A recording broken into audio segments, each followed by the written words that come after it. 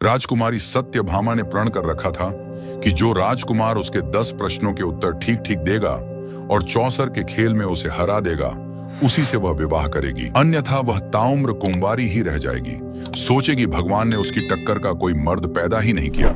पर फिर एक दिन ऐसा हुआ जो आज तक नहीं हुआ था। मेदिनीपुर शहर के राजा वज्रसेन की पुत्री सत्यभामा अपनी सुंदरता के लिए देश प्रदेश में प्रसिद्ध थी। राजकुमारी सत्यभामा इतनी सुंदर थी कि स्वर्ग की अप्सराएं भी उसके सामने फंकी लगे। जब वह महल के गलियारों से गुजरती तो उनकी रेशमी चुनरी का हल्का स्पर्श तक हवा में सुगंध घोल देता। भगवान ने राजकुमारी सत्यभामा को सौंदर्य के साथ अपार बुद्धिमत्ता का गुण भी दिया था। रानी केवल रूप की रानी नहीं, बल्कि गुणों की अद्वितीय प्रतिमूर्ति भी थी।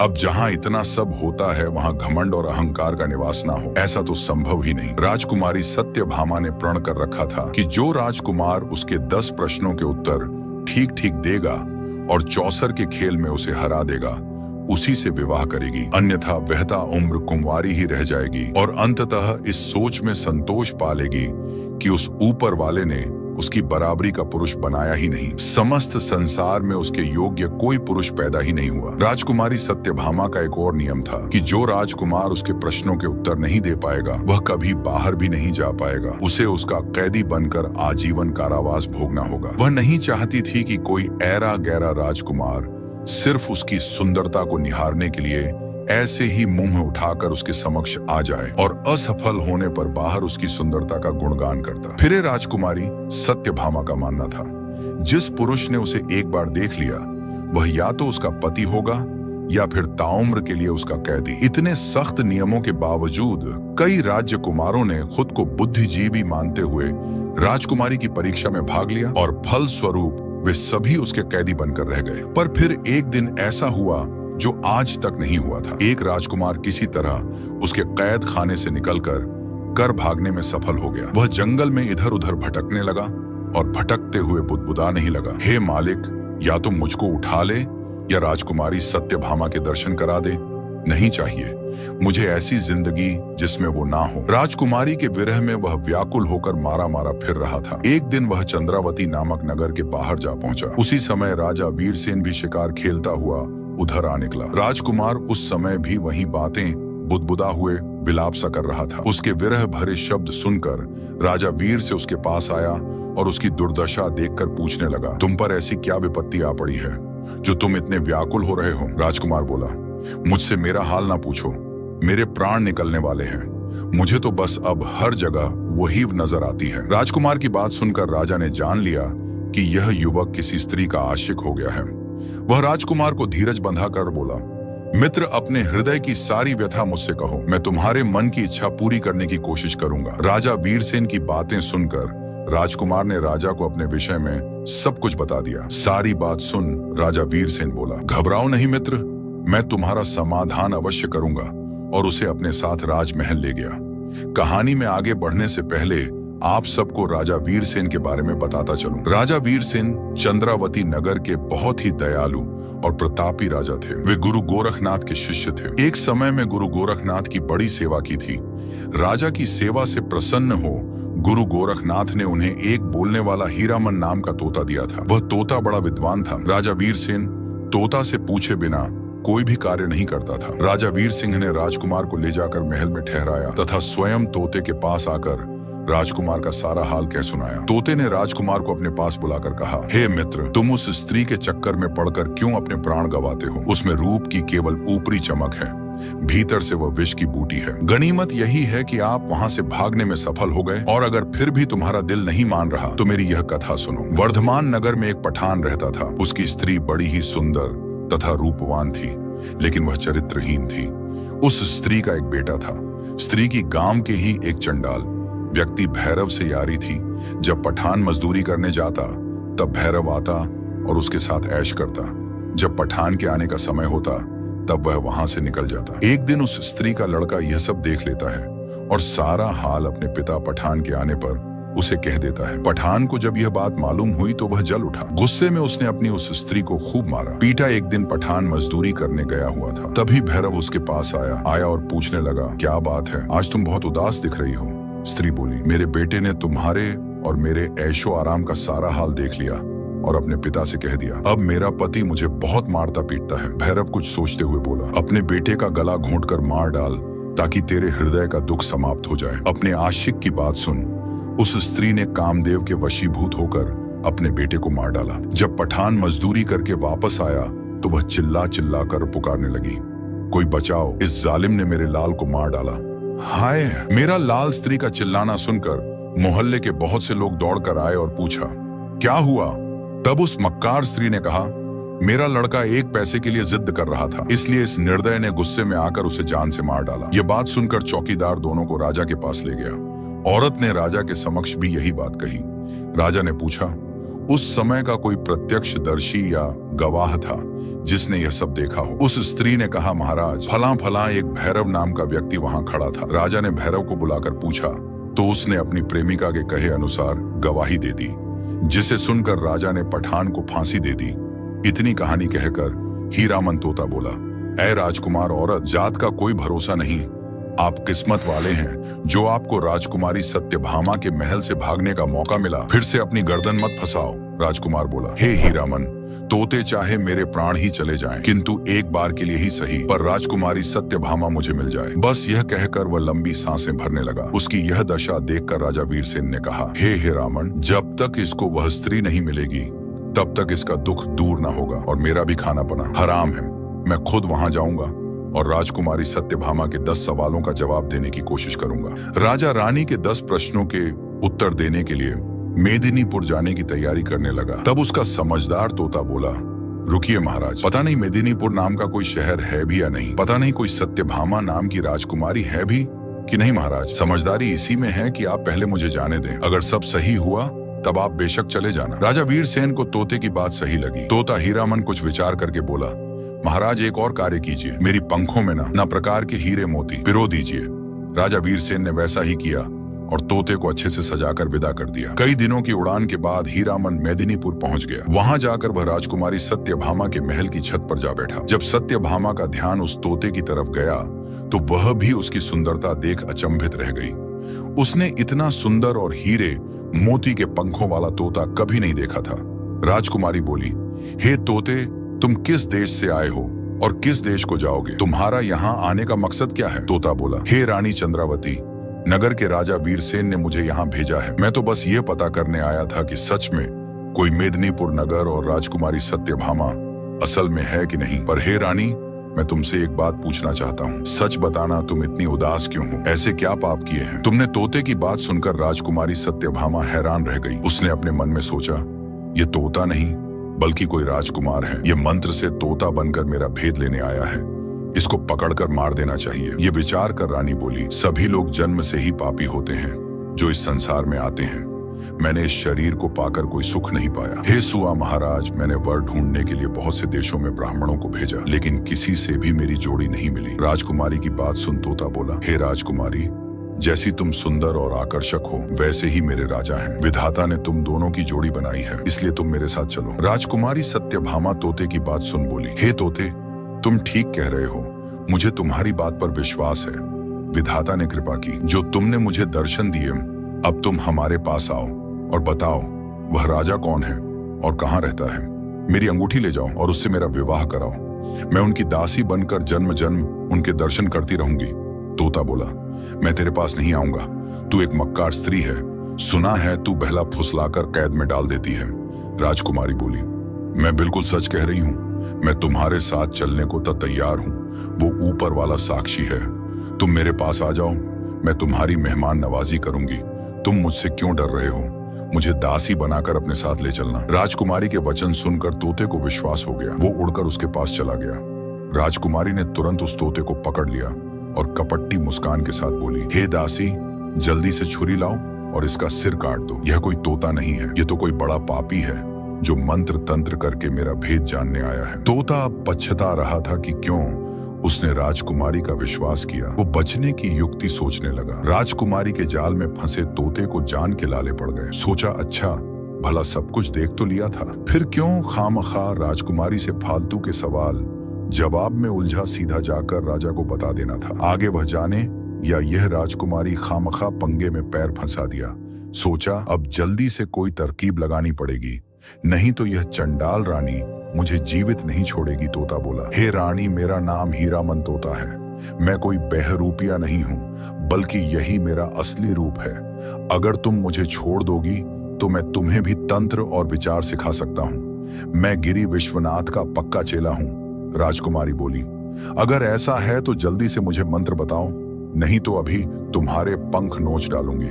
तोता बोला, हे रानी, मंत्र ऐसे सबके सामने नहीं बताए जाते। तुम अपनी दासिया को यहाँ से जाने के लिए कहो। ऐसे सबके सामने मैं तुम्हें मंत्र नहीं सिखा सकता, वो तो कान में बताने की चीज है। तोते की बात मान राजकुमारी ने तुरंत अपनी सभी दासिया को वहां से भेज दिया। दासिया के जाने के बाद जब राजकुमारी ने मंत्र सुनने के लिए सिर झुकाया तो तूने उसके गाल पर चोंच मार दी। राजकुमारी सत्यभामा चीखती हुई व्याकुल होकर धरती पर गिर पड़ी। जब तक वह कुछ समझ पाती, तोता वहां से उड़कर फिर से खिड़की में जा बैठा।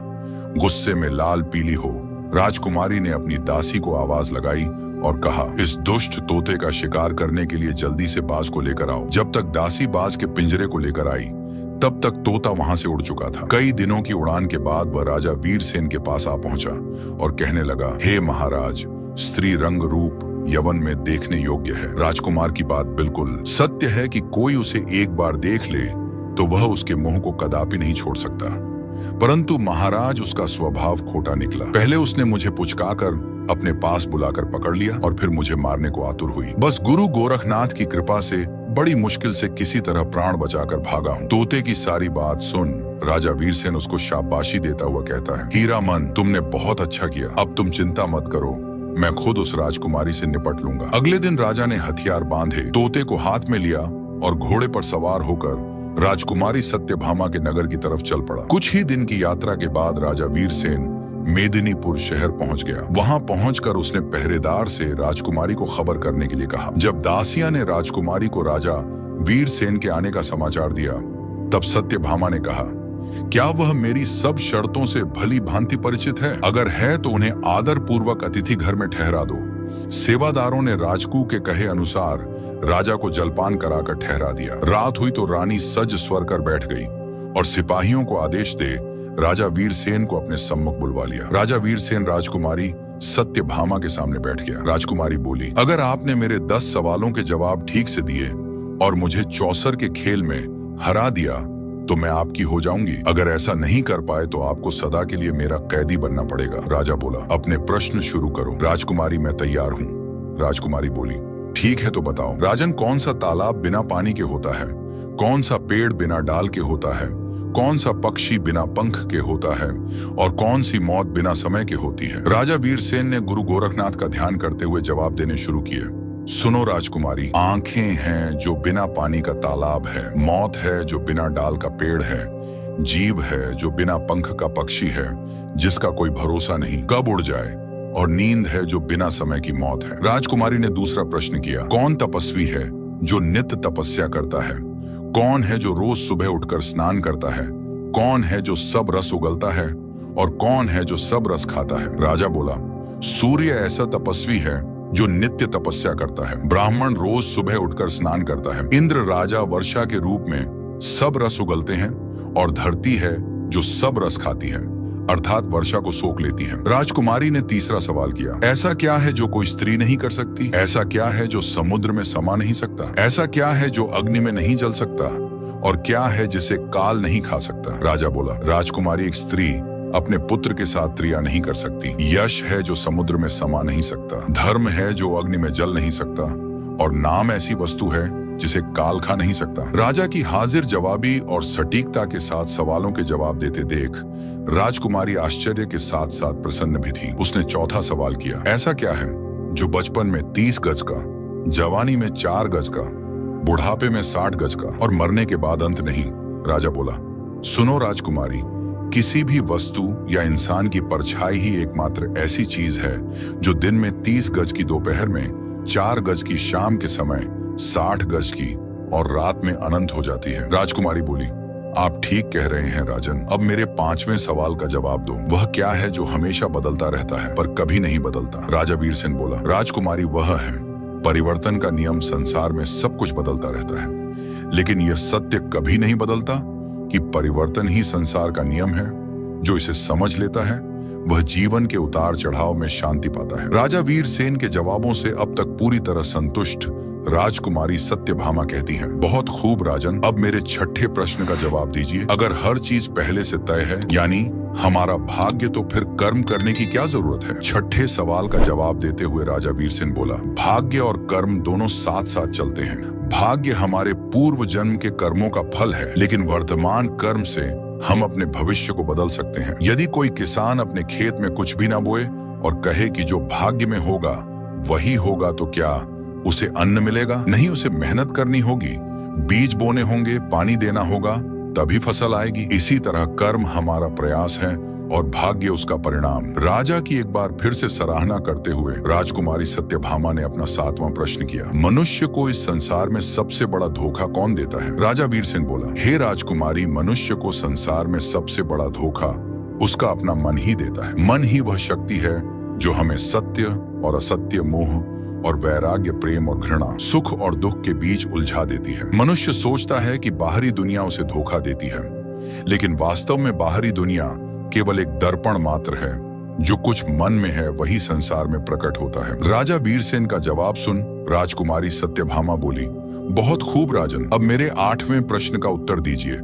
अगर सुख और दुख दोनों ही अस्थायी हैं, तो फिर मनुष्य दुख से इतना डरता क्यों है और सुख को पकड़ कर रखना क्यों चाहता है? राजा वीरसेन कहता है, हे राजकुमारी, क्योंकि मनुष्य अज्ञानता के कारण यह भूल जाता है कि संसार में कुछ भी स्थायी नहीं है। यह संसार परिवर्तनशील है। सुख और दुख दिन और रात की तरह एक दूसरे के पूरक हैं, लेकिन मनुष्य सुख को पकड़ कर रखना चाहता है और दुख से बचना चाहता है। क्योंकि जब मनुष्य सुखी होता है तो उसे लगता है कि संसार पर उसी का नियंत्रण है। वह मान लेता है कि उसका भाग्य अच्छा है और जैसा वह चाहता है सब कुछ वैसा ही हो रहा है और हमेशा सब कुछ वैसा ही रहेगा। लेकिन यह उसका सबसे बड़ा भ्रम है। इसी प्रकार जब दुख आता है तो मनुष्य अपने पर नियंत्रण खो देता है। उसे लगता है कि सब कुछ बर्बाद हो रहा है, जबकि वास्तविकता यह है कि दुख भी उतना ही अस्थायी है जितना सुख। राजकुमारी सत्यभामा नवा सवाल पूछती है, हे राजन, क्या यह संसार हकीकत है या केवल एक भ्रम है? राजा वीरसेन बोला, सुनो राजकुमारी, यह संसार अस्थायी है, इसलिए इसे पूर्ण रूप से वास्तविक नहीं कहा जा सकता। जो चीज स्थायी नहीं होती वह भ्रम होती है।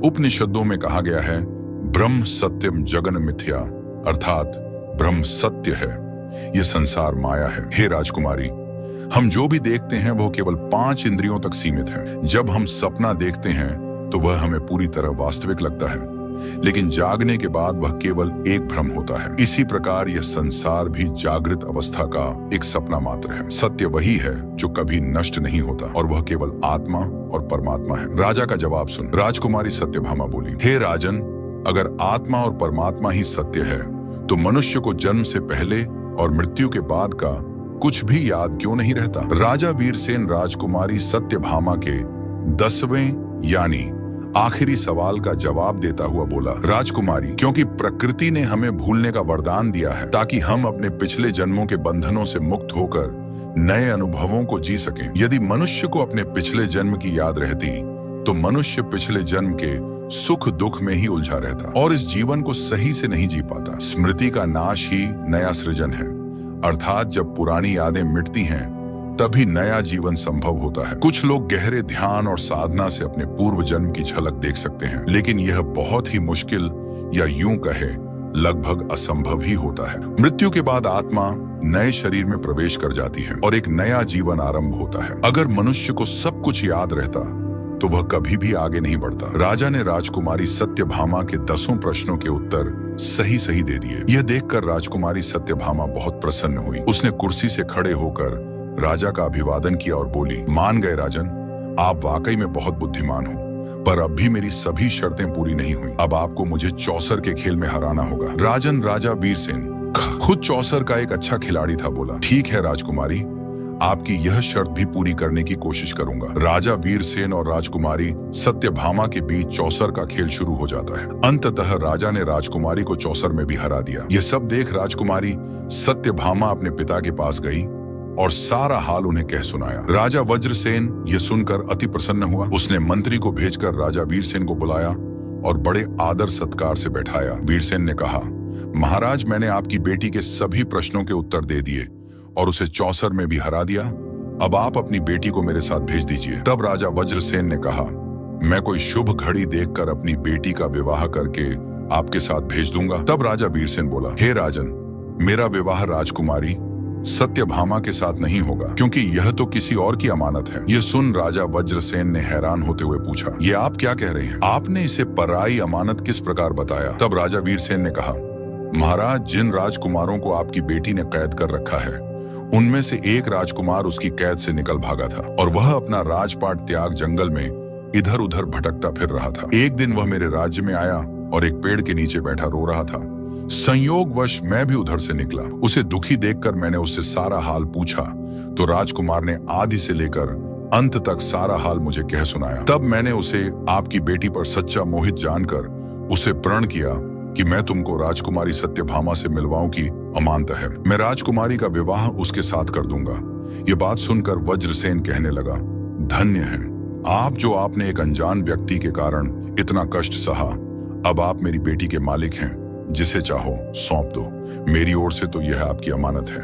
तब राजा वीरसेन ने तोते को भेज राजकुमार को मेदिनीपुर बुलवा लिया और विधि पूर्वक राजकुमारी सत्यभामा के साथ उसका विवाह कर दिया। राजकुमार ने खुशी से राजा वीरसेन के पैर पकड़ लिए और बोला, महाराज, मैं हमेशा आपका ऋणी रहूंगा। आप धन्य हैं। कुमार और राजकुमारी सत्यभामा दोनों आनंद पूर्वक रहने लगे। राजा वीरसेन ने राजा वज्रसेन से विदा ली और अपने तोते के साथ अपने देश चला गया। निष्कर्ष, राजा वीरसेन और राजकुमारी सत्यभामा के बीच का संवाद हमें यह सिखाता है कि जीवन में सुख और दुख, दिन और रात, प्यार और घृणा जैसी चीजें एक दूसरे के पूरक हैं। जो आज है वह कल नहीं होगा, चाहे दुख हो या सुख।